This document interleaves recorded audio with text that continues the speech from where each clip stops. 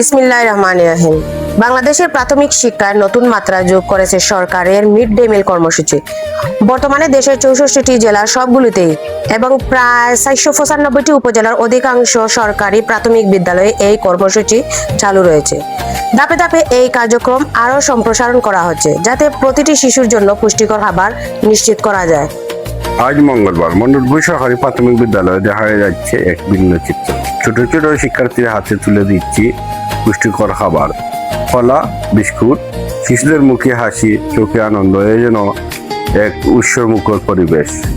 এক সময় ছিল যখন ঝড় বৃষ্টি হলে স্কুল ফাঁকা হয়ে যেত, অনেক শিক্ষার্থী আসতে চাইতো না, আবার অনেকের পক্ষে আসা সম্ভব হতো না। কিন্তু এখন দৃশ্যটা বদলে গেছে। মিড ডে মিল কর্মসূচির কারণে শিক্ষার্থীদের স্কুলে উপস্থিতি উল্লেখযোগ্যভাবে বেড়েছে। ঝড় বৃষ্টির দিনেও তারা স্কুলে আসছে, কারণ এখানে শুধু শিক্ষা নয়, তাদের জন্য রয়েছে ভালোবাসা আর পুষ্টির নিশ্চয়তা।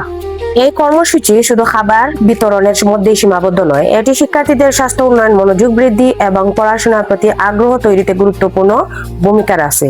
একটি পুষ্টিকর খাবার একটি শিশুর দিনের শক্তি যোগায়, তাকে করে তোলে আরো সক্রিয় এবং মনোযোগী। মন্ডলপুর সরকারি প্রাথমিক বিদ্যালয় মিড ডে মিল চালু হওয়ার পর থেকে শিক্ষার্থীদের উপস্থিতি বেড়েছে। অভিভাবকরাও এখন তাদের সন্তানদের নিয়মিত স্কুলে পাঠাতে আগ্রহী হচ্ছেন। এমন একটি যুগান্তকারী উদ্যোগ গ্রহণ করার জন্য আমরা আন্তরিকভাবে ধন্যবাদ জানাই বাংলাদেশ সরকারকে। তাদের এই পদক্ষেপ ভবিষ্যৎ প্রজন্মকে গড়ে তুলতে গুরুত্বপূর্ণ ভূমিকা রাখছে।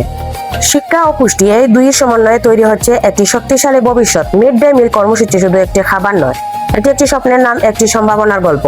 চলুন আমরা সবাই মিলে এই উদ্যোগকে স্বাগত জানাই এবং শিশুদের সুন্দর ভবিষ্যৎ গড়ে তুলতে একসাথে কাজ করি। ধন্যবাদ।